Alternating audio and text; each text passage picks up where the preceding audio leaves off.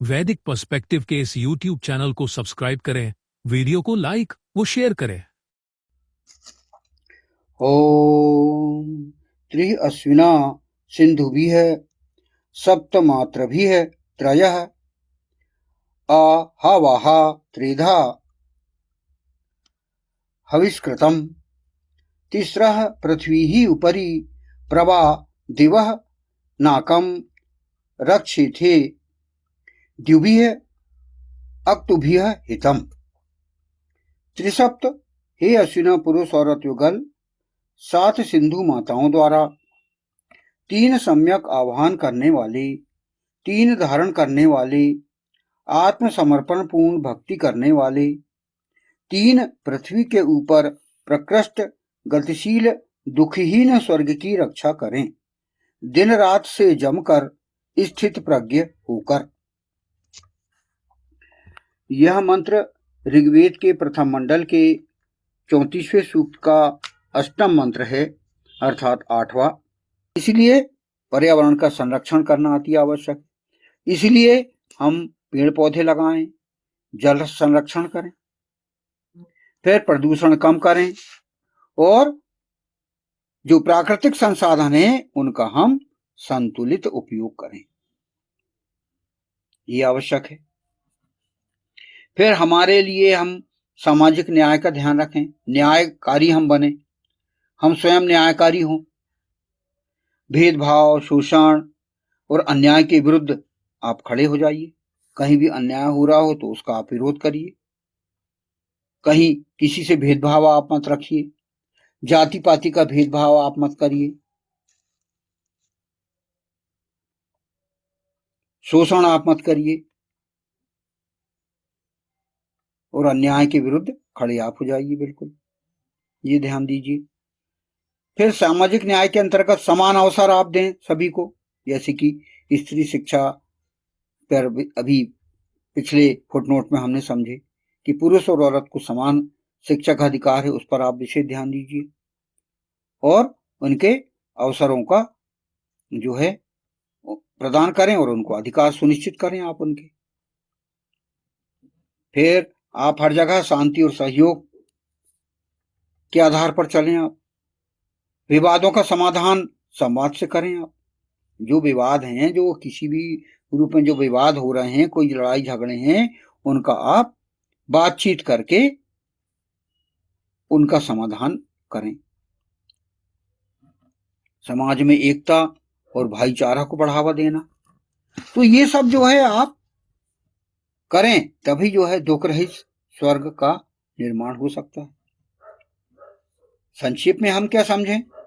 संक्षेप में दुखहीन स्वर्ग की रक्षा बाहरी दीवारों से नहीं, बल्कि अच्छे विचारों, कर्मों और सामूहिक प्रयासों से होती है। हम जब तक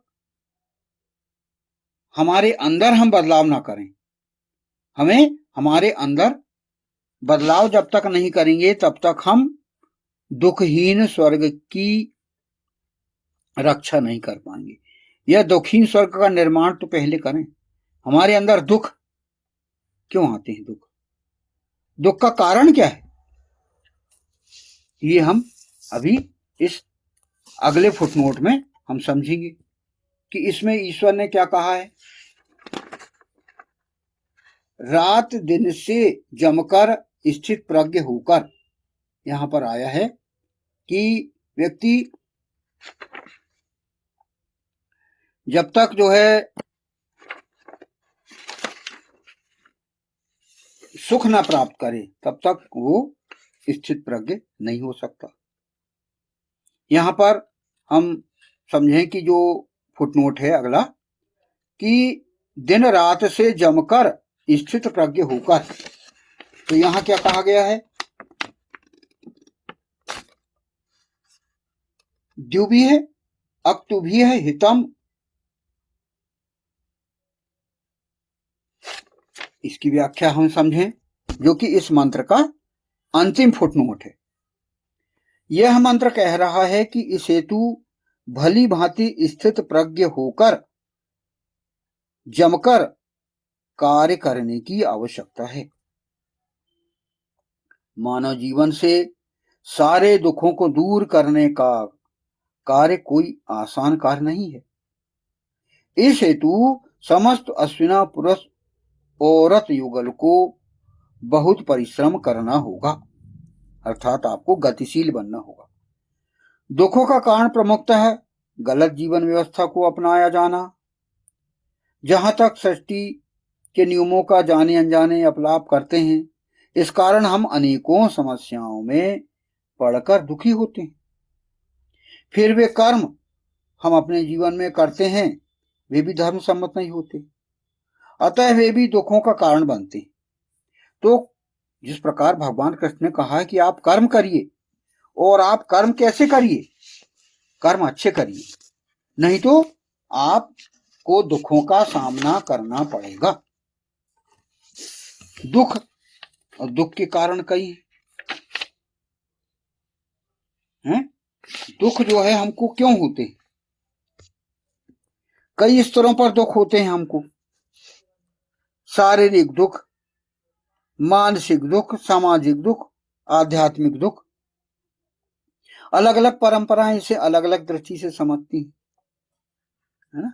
कई प्रकार के दुख होते हैं जो कि हमारे जीवन में है, और इन दुखों का कारण हम ज्ञात करें कि हमें ये दुख क्यों होते हैं, हमें दुख क्यों होते हैं। तो इसका हम कुछ कारण हम ज्ञात करें। पहला कारण हम खोजें, वह है इच्छाएं और आसक्ति। दुख का कारण है पहला इच्छाएं और आसक्ति। दूसरा कारण हमारा अज्ञान है। अज्ञान मतलब वास्तविकता को ना समझना। जो हमारी वस्तु स्थिति है उसको हम नहीं समझ पाते।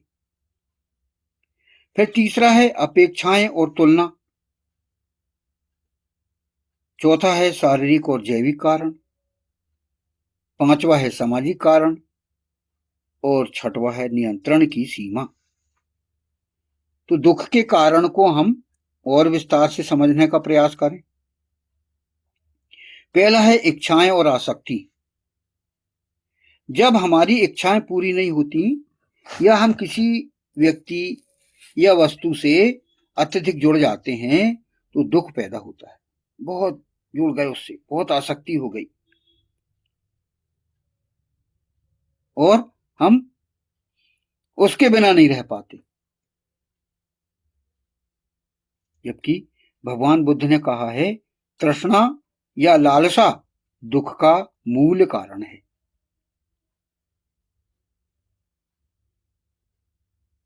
किसी व्यक्ति से आप बहुत अधिक जुड़ गए और उससे आप जो है दुख पैदा आपने कर लिए, स्वयं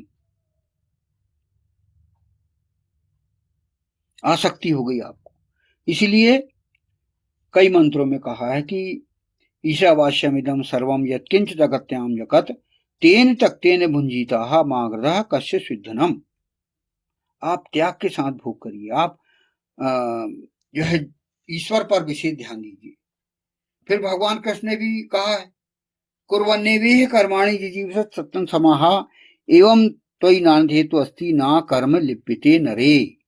आप जो है लिप्त मत होइए, आप कर्म करिए ईश्वर को साक्षी मानकर।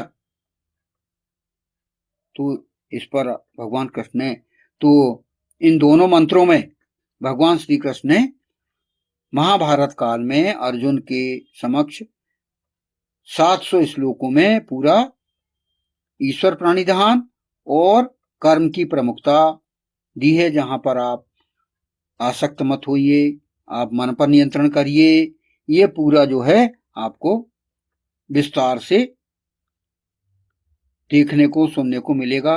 इसमें कई धारावाहिक बने हुए हैं, ऑडियो हैं, वीडियो हैं, ग्रंथ हैं, पुराण हैं, महाभारत हैं, कई इतिहास हैं। उसमें आपको ये आसक्ति और इच्छाओं से हम कैसे विजयी हों, इस पर आपको मार्गदर्शन और मिल जाएगा।